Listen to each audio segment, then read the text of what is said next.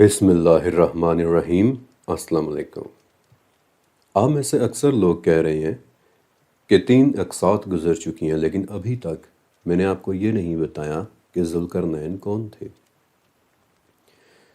لیکن ذوالقرنین اور ان کے سفر کو سمجھنے کے لیے یہ ساری گفتگو بہت ضروری تھی۔ آپ امیجن کریں کہ وہ کانسیپٹس کہ جو صدیوں سے لوگوں میں رائج ہیں، اگر میں ان پر بات کیے بغیر سیدھا ذوالقرنین کی اصل شناخت کے اوپر جمپ کر جاتا تو پتہ ہے کہ آدھے سے زیادہ ویورز نے کنفیوز ہو جانا تھا کہ سر فلاں اسکالر تو کہتے ہیں کہ ذوالقرنین سائرس تھا، اب ہم آپ کی بات مانیں یا پھر ان کی بات مانیں۔ بعض اوقات کچھ ویورز یہ بات نظر انداز کر دیتے ہیں کہ یہ کوئی 60 سیکنڈ کی ٹک ٹاک ویڈیو نہیں ہے کہ جس کے اندر میں ساری انفارمیشن جلدی 2x سپیڈ کے اوپر بول کر چلا جاؤں گا، بلکہ یہ ایک سیریز ہے، اور کسی بھی سیریز میں نتائج پر پہنچنے سے پہلے ایک لاجیکل بلڈ اپ کیا جاتا ہے۔ موجودہ کانسیپٹس پر بات کی جاتی ہے،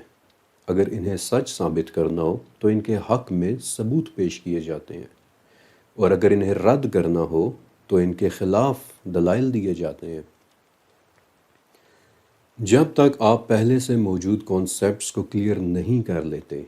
کہ وہ صحیح تھے یا غلط، تب تک آپ آگے بڑھ کر نئے کانسیپٹس پر کیسے بات کر سکتے ہیں؟ اس لیے امید ہے کہ آئندہ آپ اس سیریز کو ایک سیریز کی طرح ہی دیکھیں گے، ورنہ اگر صرف ٹائم پاس کرنا ہو تو میں آپ کو یقین دلاتا ہوں کہ انٹرنیٹ پر اس وقت بے تحاشا چھوٹی چھوٹی ویڈیوز موجود ہیں کہ جنہیں آپ وقت گزاری یا ٹائم پاس کے لیے دیکھ سکتے ہیں، لیکن آپ ان سے کبھی کچھ سیکھ نہیں سکتے، کیونکہ ان ویڈیوز کے پیچھے نہ تو کوئی ریسرچ ہوگی اور نہ ہی کسی دعوے کا کوئی ثبوت، بلکہ اگر ہوگا تو زیادہ سارا مرچ مسالہ، ایک سپائسی سا تھم نیل اور وہ تمام ہتھ کنڈے کہ جو صرف اور صرف آپ کا ویو لینے کی خاطر کیے جاتے ہیں۔ لہٰذا امید کرتا ہوں کہ آپ سیریز کا مطلب سمجھ گئے ہوں گے کہ ایک قسط وار سیریز میں نتائج پر پہنچنے کے لیے ہر چیز کو پرکھا جاتا ہے، سچ کو جھوٹ سے الگ کیا جاتا ہے، اور پھر اس سچ کو فالو کرتے ہوئے ایک خوبصورت اور حتمی نتیجے پر پہنچا جاتا ہے۔ لہٰذا تھوڑے سے صبر کا مظاہرہ کریں، سیریز کو سیریز کی طرح دیکھیں، انشاءاللہ ہر چیز اپنے وقت پر ضرور ڈسکس ہوگی۔ اور اس چھوٹے سے پیغام کے بعد ہم شروع کرتے ہیں آج کی قسط۔ پچھلی ایپیسوڈ کے اندر میں نے آپ کو بتایا تھا کہ کیسے حضرت خضر علیہ السلام یمن کے ایک بادشاہ صعب ذو المراسب کو لے کر دیار ظلمات پہنچے تھے۔ اب ایک طرف تو ہمیں وہب بن منبہ اور ابن ہشام کے اکاؤنٹ سے پتہ چلتا ہے کہ یہ یمنی بادشاہ یعنی صعب ذو المراسب ذوالقرنین ہو سکتے ہیں کہ جو خضر علیہ السلام کے ساتھ دیار ظلمات تک گئے تھے، اور دوسری طرف ہمیں 13ویں صدی کے سر جان مینڈیول کی کتاب سے پتہ چلتا ہے کہ دیار ظلمات ترکی اور جارجیا کی سرحدوں پر واقع ایک بہت گھنے جنگل کا علاقہ ہے، جسے عرب لوگ دیار ظلمات کہتے ہیں، جس کا مطلب ہوتا ہے اندھیروں کی سرزمین، اور ایسا اس لیے کیونکہ اس جنگل کے کچھ حصے اس قدر گھنے ہیں کہ وہاں ہر وقت اندھیرا اندھیرا سا چھایا رہتا ہے۔ لیکن ایک چھوٹی سی پرابلم ہے کہ صرف یہ جنگل ہی دیار ظلمات ہونے کے حوالے سے مشہور نہیں ہے، بلکہ ایک جگہ اور بھی ہے کہ جو دیار ظلمات ہونے کے حوالے سے مشہور ہے، اور جہاں یہ بادشاہ صعب ذو المراسب گئے تھے۔ دیار ظلمات کی یہ دوسری لوکیشن ہمیں 2 بڑے ناموں سے پتہ چلتی ہے۔ پہلا نام ابو حامد الغرناطی کا ہے کہ جو 12ویں صدی کے ایک مسلمان مسافر تھے۔ انہوں نے سن 1135 میں بلغیریا کا سفر کیا تھا، اور وہاں انہیں بتایا گیا تھا کہ دیار ظلمات یوگرا نامی ایک جگہ سے زیادہ دور نہیں، یوگرا یعنی کہ روس کے اورل پہاڑوں کے قریب ایک جگہ، اور دوسرا نام ہے تاریخ کے شاید مشہور ترین مسافر ابن بطوطہ، اور انہوں نے بھی اسی علاقے کے متعلق لکھا ہے کہ یوگرا کا علاقہ ہی دیار ظلمات ہے، اور یہ کہ وہ بھی اس علاقے کا سفر کرنا چاہتے تھے لیکن انہیں موقع نہیں مل سکا۔ کیونکہ اس علاقے تک جانے کے لیے برف پر چلنے والی ایک ایسی گاڑی میں بیٹھ کر 40 دن تک سفر کرنا ہوتا ہے کہ جسے کتے کھینچتے ہیں، یعنی آج کی زبان میں ڈاگ سلیج۔ اگر آپ ان تمام باتوں کو اکٹھا کریں تو آپ کو یوں لگنے لگے گا کہ ذوالقرنین کی وزٹ کی ہوئی جگہوں کا ذکر آپ کو دنیا میں ایک سے زیادہ جگہوں میں ملتا ہے۔ مثلاً دیار ظلمات کبھی ترکی اور جارجیا کے جنگلوں میں ان کے وزٹ کی داستان ملتی ہے، اور کبھی یوگرا کے برف پوش پہاڑوں میں۔ لیکن ذوالقرنین کی وزٹ کی ہوئی جگہوں کی داستان صرف ان جنگلوں اور ان پہاڑوں میں ہی نہیں ملتی۔ ذرا میرے ساتھ چلیں 14ویں صدی کے انڈونیشیا اور ملیشیا میں۔ انڈونیشیا اور ملیشیا میں 14ویں صدی کے دوران ایک سلطنت آباد ہوا کرتی تھی جسے ملاکا سلطنت کہتے ہیں۔ دراصل اسی سلطنت کے نام پر آج اسٹریٹ آف ملاکا بھی ہے، یعنی 2 سمندروں کے ملنے کی جگہ۔ ملاکا میں 15ویں اور 16ویں صدی کے دوران وہاں کی مقامی زبان ملائی میں ایک کتاب لکھی گئی تھی جس کا نام تھا سجارہ ملایو، یا پھر انگلش زبان میں ملائی اینلز، یعنی ملائی زبان میں لکھے گئے واقعات کی کتاب۔ یہ کتاب ملائی زبان کے بہترین کاموں میں سے ایک ہے، اور یہ ملاکا سلطنت کے تاریخی واقعات سے بھری پڑی ہے۔ اور یہ کتاب اس قدر بہترین انداز میں لکھی گئی ہے کہ سن 2001 میں یونیسکو نے اس کتاب کو Memory of the World Programme میں بھی شامل کیا تھا، یعنی کہ وہ کتاب کہ جس میں ہماری دنیا کی یادداشتیں درج ہیں۔ اور اصل دلچسپ بات شروع ہوتی ہے یہاں سے۔ ہمارے پاس اس کتاب کا سب سے پرانا اور سب سے مستند ورژن مئی سن 1612 کا ہے، اور اس نسخے کا نام ہے ریفلز MS نمبر 18۔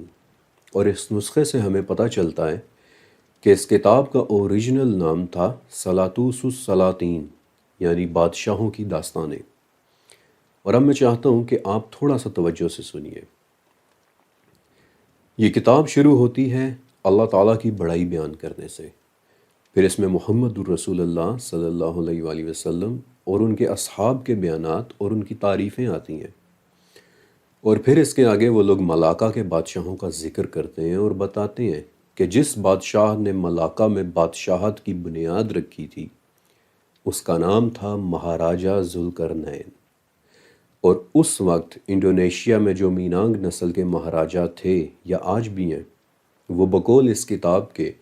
ذوالقرنین ہی کی نسل میں سے ہیں۔ یہ کتاب ہمیں ایک بہت اہم کلو دے رہی ہے کہ ذوالقرنین کا سفر قدیم انڈونیشیا اور ملیشیا تک بھی ہوا تھا۔ لیکن مزے کی بات کہ یہ ذکر صرف ملاکا کے علاقے تک ہی نہیں رہتا۔ انڈیا کا مغربی ساحلی علاقہ مالابار کہلاتا ہے، اور بے پناہ بارشوں کی وجہ سے یہاں بہت ہی گھنے جنگلات اور بہت ہی خوبصورت گھاٹ ہیں۔ یہاں بولی جانے والی زبان مالاباری کہلاتی ہے، اور اس زبان میں بھی داستانوں کا ایک مجموعہ موجود ہے کہ جسے حکایات ذوالقرنین کہتے ہیں۔ اور یہ قدیم مجموعہ بھی ایک ایسے بادشاہ کی داستان سناتا ہے کہ جو ملاکا سے سفر کرنے کے بعد مالابار تک پہنچا تھا۔ آپ دیکھ رہے ہیں کہ ذوالقرنین کا ذکر کتنے دور دور کے ممالک اور کتنے قدیم ٹیکسٹس میں مل رہا ہے۔ اب ایک بات یہ بھی کہ ابھی تک ہم یہی ایزیوم کرتے آئے ہیں کہ ذوالقرنین دراصل ان کا نام تھا، لیکن یاد ہے میں نے بتایا تھا کہ ذوالقرنین لفظ کے کم سے کم 35 معنی ہوتے ہیں، جن میں سے ایک معنی 2 سینگوں والا بھی ہوتا ہے۔ اب ایک بات ذہن میں رکھیے گا کہ ذوالقرنین کے متعلق سوال کرنے والے لوگ دراصل یہودی تھے، اور یہودیوں کے لیے علامات یعنی سمبولزم بہت معنی رکھتا ہے۔ میں آپ کو بائبل میں سے ایک بہت دلچسپ بات پڑھ کر سناتا ہوں۔ بک آف ڈینیل کے چیپٹر 8 میں حضرت دانیال علیہ السلام کا ایک واقعہ لکھا ہے، ایک خواب، کہ جس میں وہ کہتے ہیں کہ میں نے دیکھا کہ میں ایلام یعنی آج کے ایران میں ایک دریا کے کنارے کھڑا ہوں۔ اس دریا کنارے میرے علاوہ ایک نر بھیڑ بھی کھڑی ہے کہ جس کے 2 سینگ تھے، دونوں ہی سینگ بہت لمبے اور بہت ہی مضبوط۔ اچانک اس بھیڑ نے پوری قوت کے ساتھ پہلے مغرب کی طرف حملہ کیا، پھر شمال کی طرف اور پھر جنوب کی طرف۔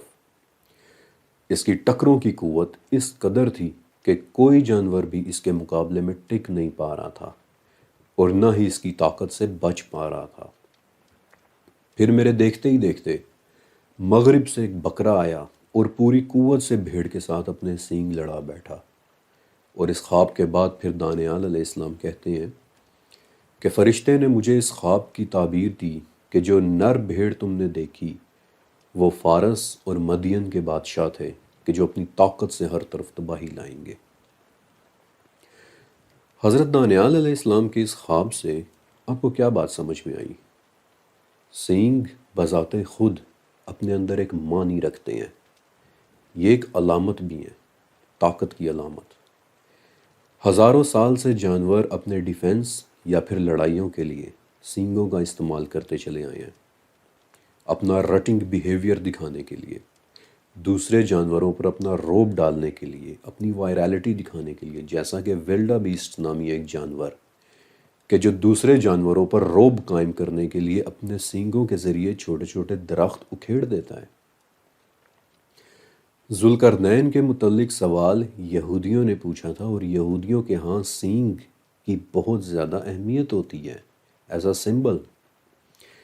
ان کے ہاں سینگ ایک آلے کے طور پر بھی استعمال ہوتا ہے کہ جسے وہ شوفار کہتے ہیں، اور اس شوفار میں پھونک مار کر وہ ایک طرح کی آواز بھی نکالتے ہیں، اور یہ آواز بھی ایک علامت ہوتی ہے، سوئے ہوئے یہودیوں کو جگانے کی ایک علامت، انہیں اکٹھا کرنے کی علامت۔ آج اس وقت یروشلم کی ایک بہت پرانی عبادت گاہ ربان یوحنان بن زکی سینیگوگ میں ایک سینگ رکھا ہوا ہے، جس کے متعلق یہودیوں کا ماننا ہے کہ جب ان کا مسیحا آئے گا تو وہ اسی سینگ میں پھونک مار کر یہودیوں کو اکٹھا کرے گا۔ یہودیت میں سینگوں والے کو ایک مسیحا کے طور پر دیکھا جاتا ہے، ایک نجات دہندہ۔ اس سوال کے پیچھے مقصد ایک مسیحا کے بارے میں جاننا تھا، وہ مسیحا کہ جو لوگوں کی مشکلات حل کرتا ہے،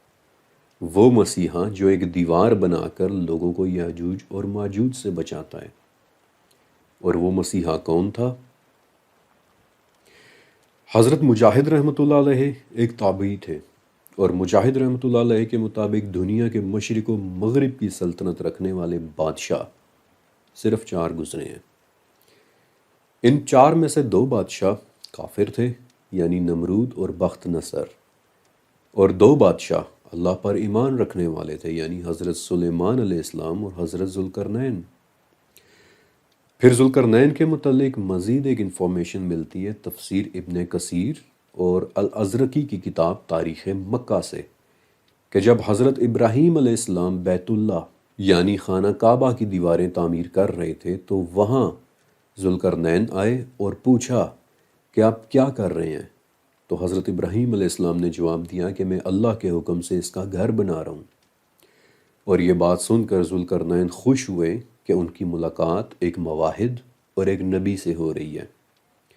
اور اس کتاب کے مطابق ذوالقرنین نے پھر بیت اللہ کا طواف بھی کیا تھا۔ اور یہاں ایک بات ذہن میں رکھیے گا کہ حضرت ابراہیم علیہ السلام کا دور آج سے 4,500 سال پہلے گزرا ہے۔ پھر ذوالقرنین کے حوالے سے ایک اور انفارمیشن المستدرک للحاکم میں موجود ہے۔ یہ انفارمیشن دراصل ایک واقعہ ہے، اور امام بہقی کی کتاب دلائل النبوہ میں بھی موجود ہے۔ اور یہ وہ واقعہ ہے کہ جب دمشق کے ایک رومن بادشاہ نے 2 صحابہ کو تمام انبیاء کی ریشمی کپڑوں پر بنی تصاویر دکھائی تھیں، وہ دونوں صحابی بہت حیران ہوئے تھے، اور انہوں نے واپس آ کر یہ واقعہ حضرت ابوبکر صدیق رضی اللہ تعالیٰ عنہ کو بھی سنایا تھا۔ اب یہ واقعہ میں آپ کو نہیں سنا رہا، کیونکہ پھر آپ نے کمنٹس میں لکھنا ہے کہ ہمیں تاریخی باتیں نہ بتائیں، بس سیدھا یاجوج ماجوج پر آئیں۔ بہرحال یہ ایک انتہائی خوبصورت اور مستند واقعہ ہے، اور اس کے مطابق جب ان صحابہ نے رومن بادشاہ سے پوچھا کہ آپ کے پاس یہ تصاویر کہاں سے آئیں، تو اس نے بتایا کہ حضرت آدم علیہ السلام نے اللہ تعالیٰ سے دعا کی تھی کہ ان کی اولاد میں سے جو انبیاء ہیں وہ انہیں دیکھنا چاہتے ہیں، اور تب آدم علیہ السلام پر یہ صورتیں نازل ہوئی تھیں کہ جو آدم کے اس خزانے میں محفوظ تھیں جو سورج غروب ہونے کی جگہ پر تھا، اور وہاں سے یہ تصویریں پھر ذوالقرنین نے لے لیں اور پھر ان تصویروں کو حضرت دانیال علیہ السلام کو دے دیا، جہاں سے وہ پھر بالآخر دمشق کے اس بادشاہ کے پاس پہنچی۔ جب صحابیوں نے اس واقعے کی تفصیل حضرت ابو بکر رضی اللہ عنہ کو دی تھی تو وہ بھی رو پڑے تھے اور انہوں نے اس واقعے کی تائید کی تھی۔ لیکن جو بات میں بتانا چاہ رہا ہوں وہ یہ ہے کہ ان دونوں روایات کے مطابق ذوالقرنین کی ملاقات حضرت ابراہیم علیہ السلام اور دانیال علیہ السلام دونوں سے ہوئی ہے، حالانکہ دونوں انبیاء کے درمیان 2000 سال کا فرق ہے۔ تو کیا ذوالقرنین دنیا کے مختلف علاقوں کے ساتھ ساتھ مختلف زمانوں میں بھی سفر کر رہے تھے؟ یاد رکھیے گا کہ ذوالقرنین کا ایک مطلب 2 زمانوں والا بھی ہوتا ہے۔ اس پوائنٹ پر پہنچ کر میں آپ کو ایک صحیح حدیث سنانا چاہتا ہوں، اور یہ ایک بہت اہم حدیث ہے۔ یہ حدیث مسند احمد میں موجود ہے اور اس کا ریفرنس نمبر ہے 12755۔ اس حدیث میں آپ صلی اللہ علیہ وسلم نے فرمایا کہ میرے بعد بہت سے لشکر روانہ کیے جائیں گے،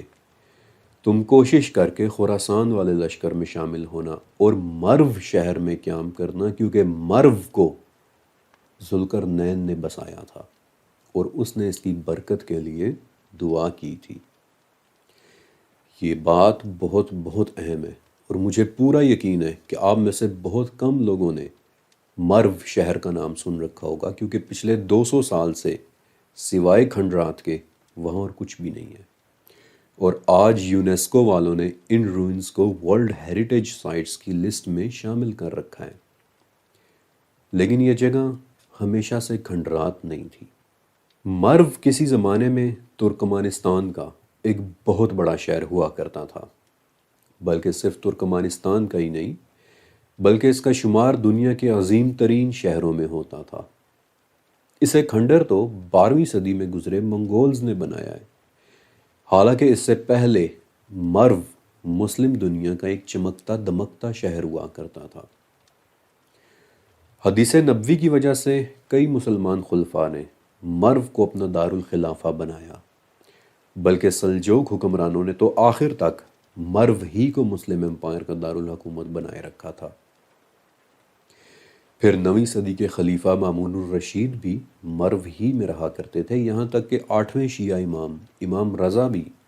بغداد سے مرو ہی میں شفٹ ہو گئے تھے اور پھر کئی سال تک وہاں رہے تھے۔ بلکہ آپ کو یہ سن کر شاید حیرانی ہوگی کہ 11ویں اور 12ویں صدی کا مرو دنیا کا سب سے بڑا شہر ہوا کرتا تھا۔ یہ بات ہمیں اس طرح پتہ چلتی ہے کہ 12ویں صدی کے ایک عرب جیوگرافر یاقوت الحماوی لکھتے ہیں کہ مرو کا آرکیٹیکچر اس قدر شاندار اور خوبصورت اور عظیم ہے کہ شہر سے ایک دن کے فاصلے پر ہی نظر آنے لگ جاتا ہے۔ پھر وہ مزید بتاتے ہیں کہ دنیا کی سب سے بڑی 10 لائبریریز مرو ہی میں بنی ہوئی ہیں۔ یہ وہ دور تھا کہ جب مرو اسلامی دنیا کی سائنس اور کلچر کا سینٹر ہوا کرتا تھا، اور پوری دنیا کے جانے مانے شاعر، موسیقار، فزیشینز، میتھمیٹیشینز اور ایسٹرونومرز مرو شہر ہی میں رہا کرتے تھے۔ یعنی آج کی زبان میں دنیا کی ٹاپ کی علمی کانفرنسز مرو ہی میں ہوا کرتی تھیں۔ پرشین مسافر اور جیوگرافر الاستخاری نے مرو کے متعلق ایک مرتبہ لکھا تھا کہ مسلم امپائر کے تمام شہروں میں سب سے زیادہ علم اور سب سے زیادہ ٹیلنٹ مرو شہر ہی میں ملتا ہے۔ اب حدیث سے ہمیں پتہ چل گیا کہ مرو کو ذوالقرنین نے آباد کیا تھا، اس لیے میں نے مرو کے متعلق بہت گہرائی میں جا کر ریسرچ کی، اور مجھے پتہ چلا کہ مرو حضرت عمر رضی اللہ تعالیٰ عنہ کے زمانے میں پرشین امپائر کے ایک شہر کے طور پر فتح ہوا تھا، اور اس وقت وہاں ایرانی رہا کرتے تھے۔ لیکن ایرانیوں سے بھی پہلے وہاں یونانی رہا کرتے تھے، مگر دلچسپی کی بات یہ ہے کہ یہ شہر یونانیوں سے بھی زیادہ پرانا ہے، کیونکہ جب حضرت عمر رضی اللہ تعالیٰ عنہ نے یہ علاقہ فتح کیا تو ایک تو یہاں بدھ مت کے کئی مندر ملے تھے، اور دوسرا یہ کہ دنیا کے سب سے پرانے مذہب زرتشت نے بھی اس شہر کو ایک مقدس شہر کا درجہ دے رکھا تھا، اور اس کا نام تھا مورو۔ اور انہوں نے اپنی کتابوں میں لکھا ہے کہ مورو ان 16 پرفیکٹ شہروں میں سے ایک ہے جنہیں آسمان سے آنے والے ایک شخص نے اپنے ہاتھوں سے بنایا تھا۔ اب ایک بات یاد رکھیے گا کہ زرتشت ہمارے لیے صرف ایک تاریخی ریفرنس ہے، لیکن یقین ہم حدیث بری کر رہے ہیں کہ مرو کو ذوالقرنین نے آباد کیا تھا۔ آپ اس بات کا مطلب جانتے ہیں؟ اس بات کا ایک مطلب یہ ہوا کہ اگر ہم مرو کی شروعات تک پہنچ جائیں تو ہمیں پتہ چل جائے گا کہ ذوالقرنین کس دور میں آئے تھے۔ اور یہ جاننے کے لیے میں نے اپنے ریسرچ ورک کو بہت زیادہ ایگریسو کر لیا، یہاں تک کہ مجھے مرو کے شروعاتی دنوں کی تاریخ مل ہی گئی۔ سن 1992 سے لے کر 2010 تک یونیورسٹی کالج آف لنڈن کی طرف سے ترکمانستان اور انگلینڈ کے آرکیالوجسٹس کی ایک ٹیم نے مرو کے کھنڈرات میں ایک ریسرچ ایکسپیڈیشن کیا تھا۔ انہوں نے یہ پتہ چلا کہ مرو کی بنیاد آج سے 4500 سال پہلے رکھی گئی تھی، یعنی حضرت ابراہیم علیہ السلام کے زمانے میں۔ اور اب اس روایت کی سمجھ آنے لگ جاتی ہے کہ ذوالقرنین کیسے حضرت ابراہیم علیہ السلام سے ملے ہوں گے، کیونکہ وہ دونوں ایک ہی زمانے میں تھے۔ لیکن ایک چھوٹا سا مسئلہ کھڑا ہوتا ہے، اور وہ مسئلہ ہے ذوالقرنین کی بنائی ہوئی دیوار کے حوالے سے۔ ذرا غور کریں کہ کیا ذوالقرنین نے سمپلی ایک کے اوپر ایک لوہے کے ٹکڑے رکھ کر ایک طرح کی بلاکیج بنا دی تھی؟ نہیں، بلکہ ذوالقرنین نے پہلے آئرن شیٹس منگوائیں، انہیں ایک دوسرے کے ساتھ انٹرلاک کیا، پھر انہیں ہوا دلوا کر گرم کیا، یہاں تک کہ آئرن شیٹس ایک دوسرے کے ساتھ مل گئیں، فیوزڈ ہو گئیں، اور پھر ذوالقرنین نے ان شیٹس کے اوپر سیمنٹنگ مٹیریل کے طور پر گرم تانبے کا استعمال کیا، جو کہ ایک بہت اچھا فیصلہ تھا، کیونکہ تانبا فلیکسیبل ہوتا ہے، لچکدار ہوتا ہے۔ زلزلے کی صورت میں دیوار نے کریش نہیں ہونا تھا۔ اس کے علاوہ تانبے کی کوٹنگ نے اپنے نیچے موجود لوہے کو موسم سے خراب ہونے سے بھی بچا لینا تھا۔ اس سارے پروسیجر سے آپ کو کیا لگ رہا ہے کہ ذوالقرنین نے ایک انتہائی انٹیلیجنٹ ڈیزائن بنایا تھا۔ وہ نہ صرف تانبے کا استعمال جانتے تھے بلکہ لوہے کا استعمال بھی جانتے تھے۔ اور یہاں ہمارے لیے ایک مسئلہ آتا ہے کہ اگر ذوالقرنین 4500 سال پہلے آئے تو اس دنیا میں آئرن ایج یا پھر لوہے کا استعمال تو صرف 3000 سال پہلے شروع ہوا تھا۔ اس کا مطلب یہ ہے کہ ذوالقرنین اس ٹیکنالوجی اور اس ٹیکنیک سے بھی واقف تھے کہ جو ابھی اس دنیا میں شروع ہی نہیں ہوئی تھی۔ سوچنے کی بات ہے کہ ذوالقرنین 4500 سال پہلے حضرت ابراہیم علیہ السلام کے دور میں اپیئر ہو رہے ہیں، اور وہ لوہے کا استعمال کرتے نظر آ رہے ہیں، جبکہ اس دنیا میں ابھی لوہے کا استعمال شروع بھی نہیں ہوا تھا۔ کبھی وہ حضرت علی رضی اللہ تعالیٰ عنہ کے مطابق بادلوں پر سفر کر رہے ہیں، اور کبھی وہ کعب بن احبار کے مطابق ستاروں تک پہنچ رکھتے ہیں۔ پھر ان کا نام عرب بادشاہوں سے لے کر انڈیا، ملیشیا اور ملاکا کی قدیم سلطنتوں میں بھی ملتا ہے۔ ایک ایسا بادشاہ کہ جو پوری دنیا میں اپیئر ہو رہا ہے اور ٹیکنالوجی کے حوالے سے ایک بہت زیادہ ایڈوانسڈ نالج رکھتا ہے، جن کا نام تابعی کے مطابق تاریخ کے 4 بڑے بادشاہوں میں شمار ہوتا ہے، اور ان میں سے 3 بادشاہوں کی سلطنتوں کا تو ہمیں پتہ بھی ہے کہ وہ کہاں تھیں، لیکن ذوالقرنین جیسے ایک اتنے بڑے اور اتنے ایڈوانسڈ بادشاہ کی سلطنت دنیا کی کسی تاریخ میں اس کا ٹریس تک نہیں ملتا۔ آپ کو وہ حدیث یاد ہے کہ مرو کو ذوالقرنین نے آباد کیا تھا؟ آپ کو وہ قدیم پرشین ریفرنس بھی یاد ہے کہ مورو یعنی مرو کو ایک ایسے شخص نے آباد کیا تھا کہ جو آسمان سے آیا تھا؟ آپ کو پتہ ہے کہ قدیم یورپ کے کیلٹک لوگ وہ لکھنا پڑھنا تو نہیں جانتے تھے، اور انہوں نے اپنے متعلق جو بھی انفارمیشن چھوڑی ہے وہ پتھروں میں تصویریں بنانے کی صورت میں چھوڑی ہے۔ انہی کا بنایا ہوا ایک پتھر اس وقت پیرس کے ایک میوزیم میں موجود ہے جس کا نام ہے دا پلر آف بوٹ مین، جس میں انہوں نے ایک ایسے دیوتا کے متعلق لکھا ہے یا تصویریں بنائی ہیں کہ جو آسمان سے آیا تھا اور اس کے سر پر 2 سینگ تھے، اور انہوں نے اس دیوتا کا نام کرنونوس رکھا تھا، جس کا مطلب ہی 2 سینگوں والا ہوتا ہے۔ کرنونوس، ذوالقرنین۔ انگلینڈ،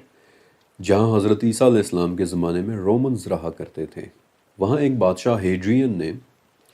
73 میل لمبی ایک دیوار بنائی تھی کہ جو آج بھی موجود ہے اور جسے ہیڈرینز وال کہتے ہیں۔ رومن امپائر کی ایک بہت قدیم کتاب ہسٹوریا آگسٹا میں یہ بات لکھی ہے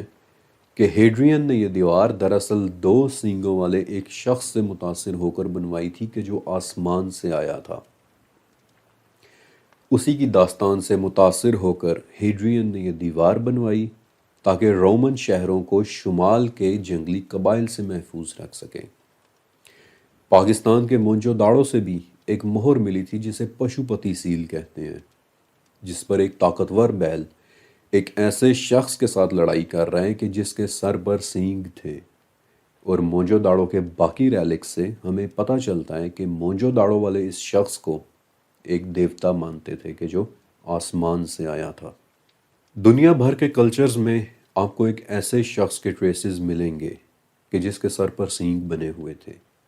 اور کہ جو آسمان سے آئے ہوئے ایک مسیحا کے طور پر دیکھا جاتا تھا۔ اور اسی لیے تو جب لیبیا کے پجاریوں نے الیگزینڈر کو سینگوں والا وہ تاج پہنایا جس کے متعلق میں نے دوسری قسط میں بتایا تھا، تو وہ سکندر کو اسی مسیحا کا ایک روپ دینے کی کوشش کر رہے تھے جسے وہ اپنا سب سے بڑا دیوتا مانتے تھے، اور جس کا نام انہوں نے آمون رکھا تھا، یعنی 2 سینگوں والا۔ وہ مسیحا کہ جو سورج کی طرف سے آیا تھا اور جو غریبوں کا دوست اور نجات دہندہ تھا۔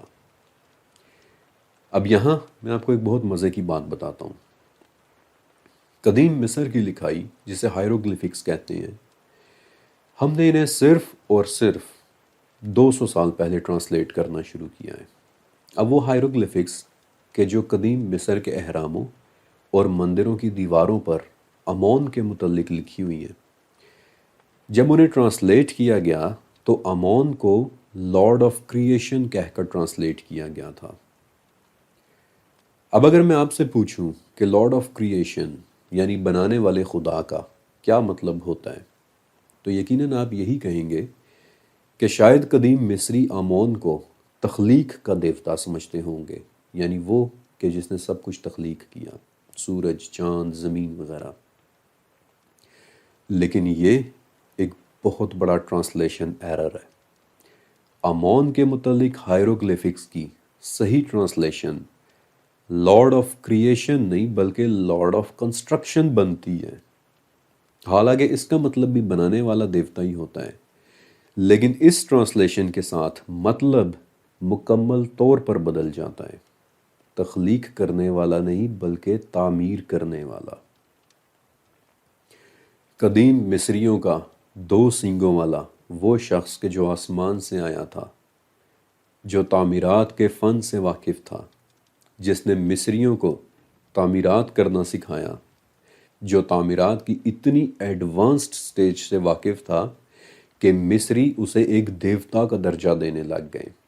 اور اس کا نام آمون یعنی 2 سینگوں والا رکھ دیا۔ اسی لیے تو انہوں نے اپنے ہائیروگلیفکس میں پہلے آمون کے جسم کا رنگ نیلا پینٹ کیا ہوا ہے کہ جو آسمان یا ہوا کی علامت ہے کہ آمون یا وہ آسمان سے آیا تھا، ایک ایسا شخص کہ جو تعمیرات کے فن سے واقف تھا اور جس سے مصریوں نے تعمیرات کرنا سیکھ لی تھی۔ اور یہ بات ہم سب جانتے ہیں کہ قدیم مصری کنسٹرکشن کے فن میں کتنا آگے چلے گئے تھے۔ اہرام مصر کی مثال آپ سب کے سامنے ہے، اور میرا ذاتی طور پر یقین ہے کہ اہرام مصر تعمیر کرنے کی ٹیکنیک بھی انہوں نے آسمان سے آنے والے اس شخص سے ہی سیکھی تھی جسے ہم ذوالقرنین کہتے ہیں، یعنی 2 سینگوں والا۔ اور قدیم مصری بھی اسے 2 سینگوں والا ہی کہتے تھے، یعنی آمون، وہ کہ جو تعمیر کرنے کے فن سے واقف تھا، جس نے یاجوج اور ماجوج کو روکنے کے لیے ایک انتہائی انٹیلیجنٹ ڈیزائن کی دیوار تعمیر کی تھی، اور پھر کہ جو ایک مسیحا کے طور پر دیکھا جانے لگا تھا۔ اب چونکہ بنی اسرائیل 450 سال تک فرعونوں کے زیر حکم مصر میں رہے تھے، اس لیے مدینہ کے یہودی بہت اچھے سے 2 سینگوں والے ایک ایسے مسیحا کے کانسیپٹ سے واقف تھے کہ جو آسمان سے آیا تھا، اور اسی لیے انہوں نے آپ صلی اللہ علیہ وآلہ وسلم سے پوچھنے کے لیے یہ سوال دیا تھا کہ آپ اس کے بارے میں کیا جانتے ہیں کہ جو آسمان سے آیا تھا۔ وہ لوگ ایک انتہائی انٹیلیجنٹ لیول پر آ کر نبی کریم صلی اللہ علیہ وآلہ وسلم کا مقابلہ کرنا چاہ رہے تھے، لیکن اللہ تعالیٰ نے نہ صرف یہودیوں کو ان کا جواب دے دیا بلکہ آسمان سے آئے ذوالقرنین کے 3 سفر بھی بتا دیے کہ تم اس کے بارے میں پوچھ رہے ہو تو جان لو کہ وہ ان جگہوں پر بھی گیا تھا، اور جنہیں سن کر یقیناً یہودی خاموش ہو گئے تھے کہ یہ تو ہمارے سوال سے بھی کہیں زیادہ کا جواب مل گیا ہے۔ میں ایک مرتبہ پھر کہہ رہا ہوں کہ آسمان سے ذوالقرنین جو 2 مختلف زمانوں میں ہماری دنیا میں آئے ہیں، اس دنیا کے مختلف حصوں میں آئے ہیں، اور جو تعمیرات کے فن اور اس کے رازوں سے واقف تھے، جن سے قدیم مصریوں نے بھی تعمیرات کے گر سیکھ لیے تھے، اور اسی لیے تو وہ لوگ تعمیرات میں اتنا آگے چلے گئے کہ انہوں نے احرام مصر تعمیر کر لیے، اور یہی وہ وجہ ہے کہ احرام یعنی پیرامڈز آپ کو صرف مصر میں ہی نہیں بلکہ پوری دنیا میں نظر آئیں گے، کیونکہ ذوالقرنین صرف مصر میں ہی نہیں بلکہ پوری دنیا میں سفر کر کے گئے ہیں۔ میکسیکو کے احرام، کمبوڈیا کے احرام، مصر کے احرام، چائنا کے احرام، سوڈان کے احرام، انڈونیشیا کے احرام، گواٹے مالا کے احرام، پوری دنیا میں آپ کو احرام نظر آتے ہیں، کیونکہ